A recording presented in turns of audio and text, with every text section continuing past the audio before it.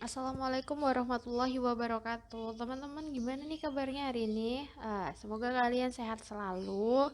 Semoga Allah selalu melindungi kalian dimanapun kalian berada, memberikan rahmat serta hidayahnya kepada kita semua. Terus semoga Allah membahagiakan kehidupan kita di dunia maupun di akhirat nanti ya. Amin. Jangan lupa untuk selalu mencari ridho Allah. Semoga kita lillah dalam melaksanakan segala hal. Amin.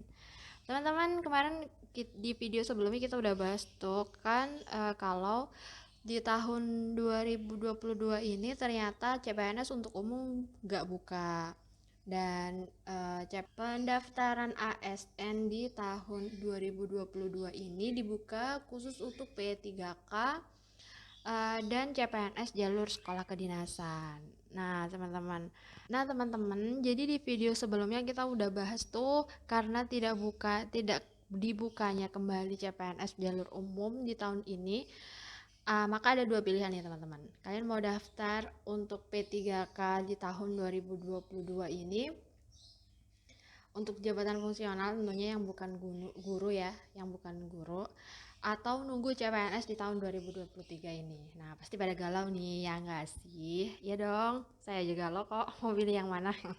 Tapi teman-teman jangan lupa ya, sebelum kita menentukan sesuatu, kita harus sholat istiqoroh dulu, minta dulu sama Allah gimana yang baiknya buat kita. Nih, wah, mau daftar PPPK aja deh 2022 ini, siapa tahu jalan menuju ASN ada di situ gitu. Tapi sebelum itu, kita harus tahu dulu ilmunya teman-teman. Yuk kita sharing sama-sama tentang P3K ini, biar kita semakin paham mengenai apa itu P3K. Nah teman-teman, ternyata formasi P3K di tahun 2022 ini Masya Allah lumayan banyak banget loh teman-teman, 740.000. Jadi 2 hari yang lalu saya sempat membaca dari artikelnya jpnn.com. Di sana Sutopo Yuwono mengatakan, dua pejabat Kemendikbudristek menyampaikan kuota pegawai pemerintah dengan perjanjian kerja atau P3K sebanyak 740.000 di tahun 2022 ini. Nah, kuota ini mengakomodasi guru pendidikan agama Islam atau PAI dan honorer di sekolah negeri. Tapi teman-teman, meskipun kuotanya banyak 740.000, tetapi kalau Pemda tidak mengeluarkan usulan formasi, tetap saja teman-teman, kuota tersebut tidak akan berarti. Jadi meskipun kuotanya banyak berpuluh-puluh ribu, tapi dari Pemda, misalnya Pemda Samarinda tidak mengeluarkan formasi, maka 740.000 itu tetap aja nggak akan berkurang, formasinya aja sekian, kuotanya aja 740.000, tapi semuanya balik lagi ke Pemda masing-masing, seperti itu teman-teman. Kemudian seperti yang tadi sudah saya bilang, mengakomodasi guru pendidikan agama Islam atau PAI dan honorer di sekolah negeri. Jadi ini tuh kayak menjadi transport untuk guru pendidikan agama Islam dan guru honorer di sekolah negeri. Jadi mereka yang diutamakan gitu teman-teman. Tapi enggak menutup kemungkinan juga untuk jabatan-jabatan lain ya teman-teman, apalagi untuk CPNS jalur sekolah dinas juga. Kemudian Dirjen GTK mengatakan bahwa yang telah lulus tes dan tidak dapat formasi tidak perlu tes kembali. Jadi teman-teman, saya pun di sini juga masih ambigu nih untuk statement yang ini seperti apa. Mungkin ya, menurut saya pribadi nih, yang udah lulus tes formasi, maksudnya tuh dia udah tes dan lolos, tetapi tidak ada formasinya, mungkin akan dialihkan kepada daerah lain. Mungkin ya teman-teman ya, mungkin ada teman-teman yang punya informasi mengenai hal tersebut, bisa lah dibagi-bagi ke kita ya kan. Ya oke teman-teman. Nah itu tadi. Jadi sebanyak apapun formasinya, kalau misalnya Pemda tidak mengakomodasikan, maka itu tidak akan ada gunanya. Jadi teman-teman, yuk kita kenalan dulu sama P3K ini sebenarnya apa. Yang mau daftar P3K harus paham dulu ya, harus benar-benar tahu P3K ini apa. Jadi P3K VSC PNS yang pertama. Jadi P3K itu pegawai pemerintah dengan perjanjian kerja, sedangkan CPNS itu calon pegawai negeri sipil. Nah, teman-teman, CPNS itu kan masih calon, kalau P3K ini sudah pegawai pemerintah dengan perjanjian kerja. Jadi ketika kita mendaftar P3K itu sudah menjadi langsung pegawai pemerintah dengan perjanjian kerja. Tetapi kalau PNS, pegawai negeri sipil, di tahun pertama kita masih menjadi CPNS, dan kemudian jika kita udah lolos tesnya, lolos semua pelatihannya, maka tersebut sudah bisa menjadi pegawai negeri sipil. Kedua-duanya sama-sama aparatur sipil negara, teman-teman. Jadi nggak ada bedanya ya, dua-duanya sama-sama aparatur sipil negara.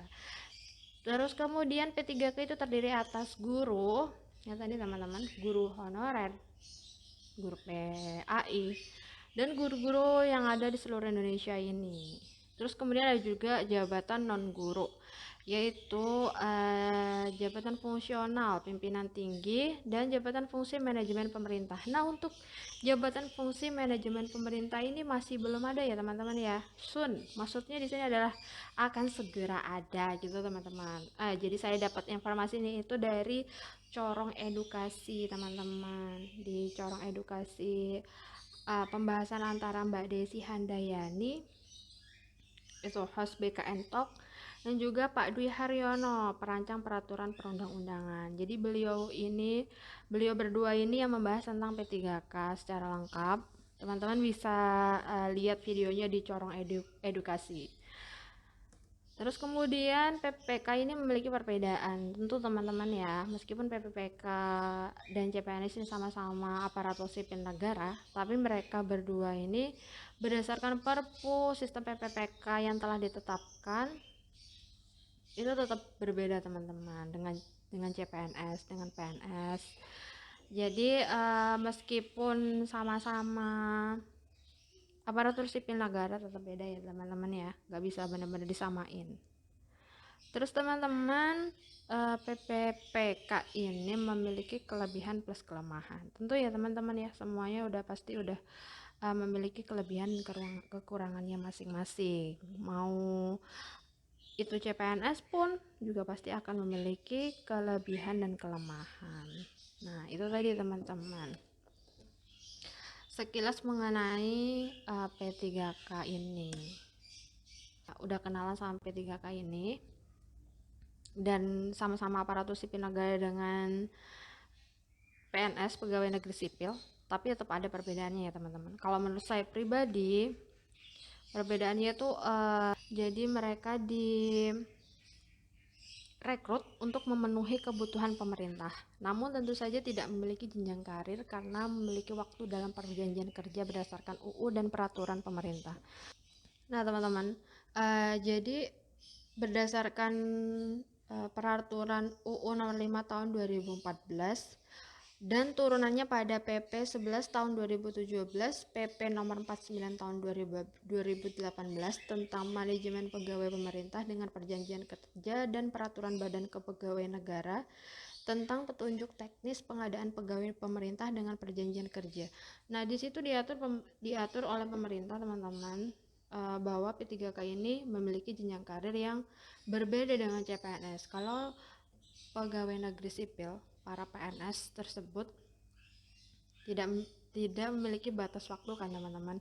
Tapi yang ini namanya pegawai pemerintah dengan perjanjian kerja. Di belakangnya udah ada nama perjanjian kerja ya teman-teman. Otomatis PPPK ini memiliki batas waktu dalam bekerja teman-teman. Itu udah diatur dalam UU yang tadi saya sudah sebutkan. Oke, untuk selanjutnya untuk PNS sendiri, mereka memiliki jenjang karir teman-teman. Of course mereka punya jenjang karir karena meskipun mereka direkrut juga untuk memenuhi kebutuhan pemerintah, namun PNS sendiri memiliki jenjang karir karena masa kerja yang panjang. Tertuang dalam Permenpan RB 22 tahun 2021. Menurut saya pribadi itu adalah perbedaan yang paling nyata, yang paling krusial, yang paling kita lihat nih, kita sorot dari kenapa aku harus daftar di PPPK atau kenapa saya harus memilih P3K ini. Jadi menurut saya yang paling diperhatikan di perbedaan antara P3K dan PNS ini adalah jenjang karirnya teman-teman. Karena pasti setiap orang menginginkan pekerjaan yang dengan waktu yang panjang, tenang, dan gak terganggu oleh apapun gitu kan, gak pengen kan pindah-pindah bekerja terus gitu. Oke, kita lanjut bahas tentang P3K kelebihan plus kekurangan. Nah, teman-teman, di sini saya akan menjelaskan mengenai kelebihan dan kekurangan itu tadi, kekurangan P3K. Tapi teman-teman ya, saya disclaimer dulu di sini. Ini berdasarkan apa yang sudah saya baca dan saya tonton di beberapa video YouTube. Salah satunya tadi dari Corong Edukasi yang menurut saya langsung dari Pak Dwi Haryononya ya, perancang perpunya. Menurut saya ini merupakan kelebihan dan kekurangan menurut saya, teman-teman ya. Kalian jangan menjadikan ini sebagai patokan untuk kalian, oh ternyata begitu, oh ternyata begini. Bukan, tetap kalian harus mencari ilmu yang lain selain apa yang saya bagikan di sini gitu, teman-teman. Ini karena hanya satu aspek dari saya. Menurut saya kesimpulan yang saya dapat dari video yang saya dapat di Corang Edukasi seperti ini gitu.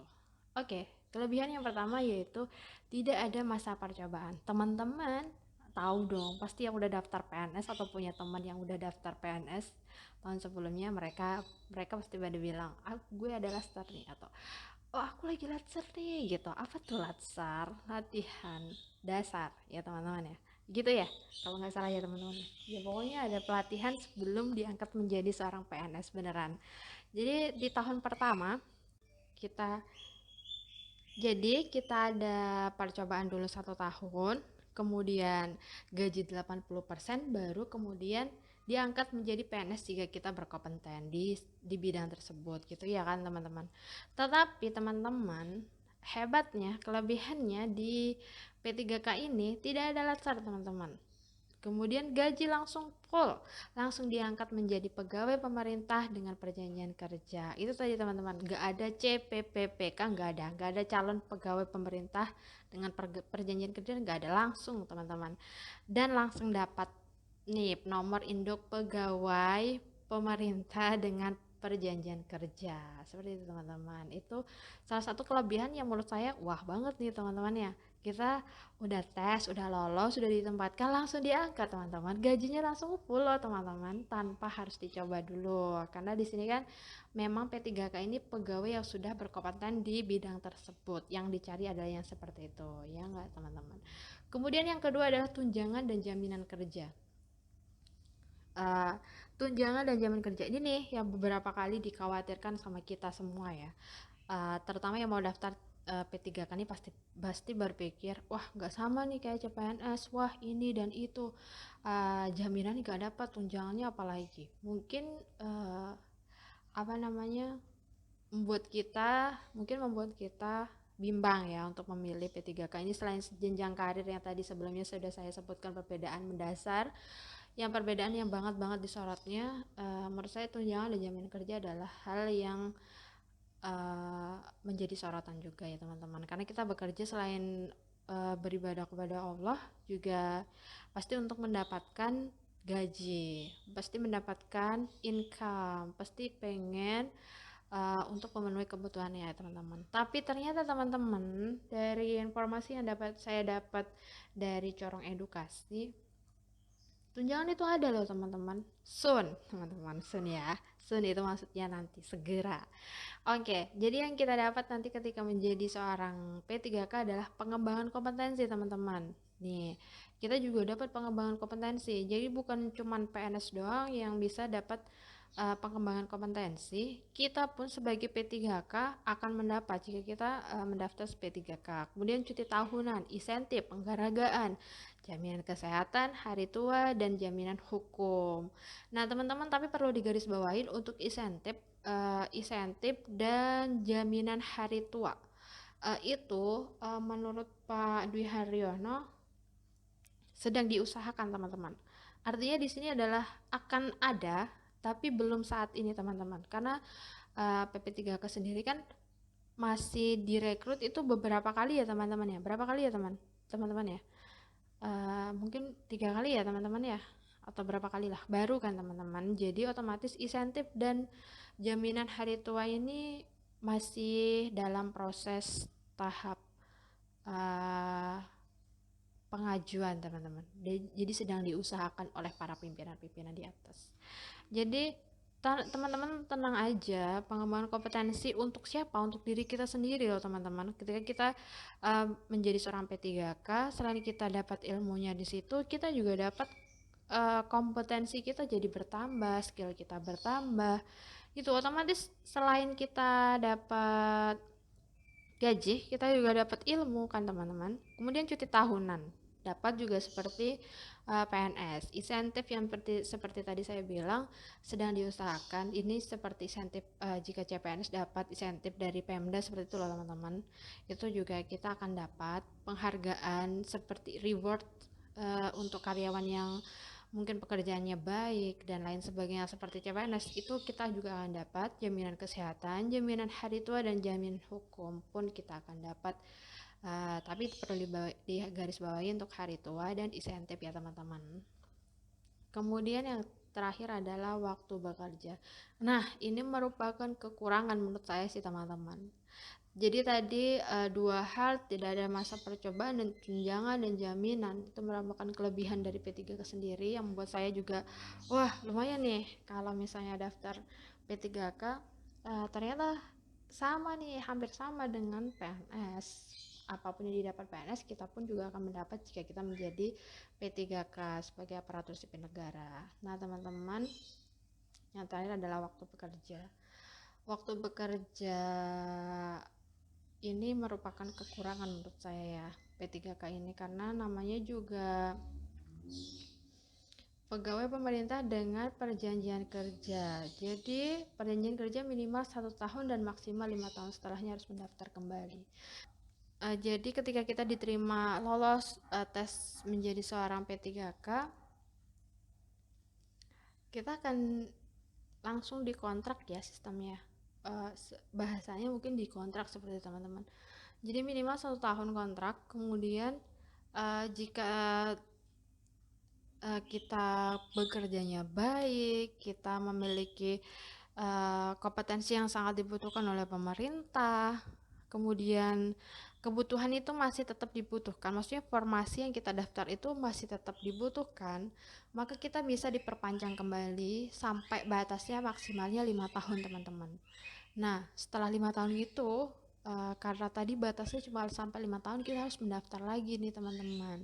Tapi yang saya baca nih teman-teman dari Perpu, batas maksimal minimal mendaftar sebagai PP3K itu adalah usia 20 tahun dan maksimal 56 tahun. Nah teman-teman, berapa banyak kesempatan yang bisa kita dapat ketika sekarang kita misalnya 5 tahun pertama, 5 tahun kedua, 5 tahun ketiga, dan ketika kita sudah bekerja di satu tempat, kita tidak merasa nyaman dengan pekerjaan tersebut, kita bisa nih di tahun berikutnya kita mendaftar untuk posisi yang lain, maksudnya untuk jabatan yang lain. Kalau untuk PNS kan ketika kita tidak merasa nyaman di satu tempat, kita tidak akan bisa berpindah dari tempat tersebut. Itulah yang harus kita jalanin. Tapi ketika kita mendaftar di P3K, dari 1 tahun pertama kita tidak merasa nyaman di tempat tersebut, kita bisa mendaftar untuk jabatan yang lain. Jadi meskipun itu suatu kekurangan, tapi bisa juga menjadi suatu keuntungan dan kelebihan untuk kita, gitu teman-teman.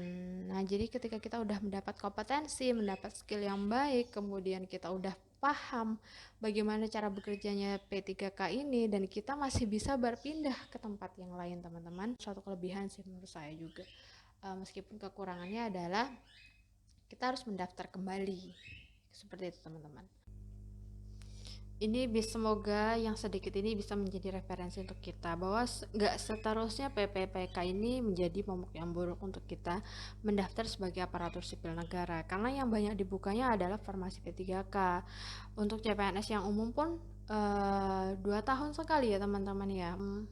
Untuk next video mungkin saya akan langsung bahas ke soal ya teman-teman ya.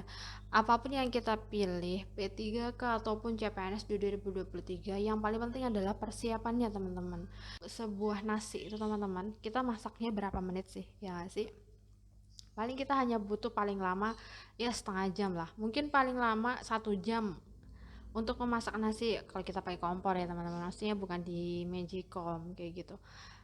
mungkin 1 jam untuk memperoleh nasi tersebut. Kita makan berapa menit aja kita makan kan, masuk ke dalam perut.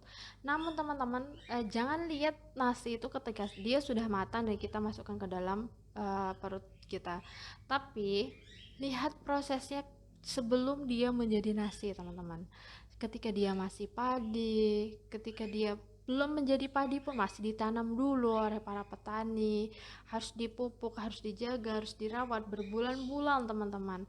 Nah itu adalah proses teman-teman, yang Allah berikan ke kita adalah proses. Jangan lihat hasilnya, tetapi bagaimana proses tersebut mendewasakan kita, bagaimana proses tersebut menjadi semangat dan motivasi untuk persiapan adalah hal yang paling penting. Nah, semoga Allah mudahkan, insya Allah kalau Allah mengizinkan, saya akan membuat tryout online untuk kita bersama, karena kalau kita cuma membaca dan mengerjakan soal melalui buku ataupun membaca melalui YouTube, menonton video melalui YouTube, it's not enough teman-teman. Kita perlu juga berlatih supaya kita tahu timing yang pas untuk mengerjakan soal tersebut. Nah, begitu teman-teman. Semoga bermanfaat apa yang saya sampaikan, semoga menjadi ilmu buat kita bersama. Sampai jumpa di next video teman-teman. Semoga yang sedikit ini menambah ilmu untuk pribadi kita ya teman-teman. Oke, sampai ketemu di next video. Jika ada pertanyaan, kalian bisa langsung komen di bawah atau langsung bisa DM ke Instagram muslimah_awad. Assalamualaikum warahmatullahi wabarakatuh.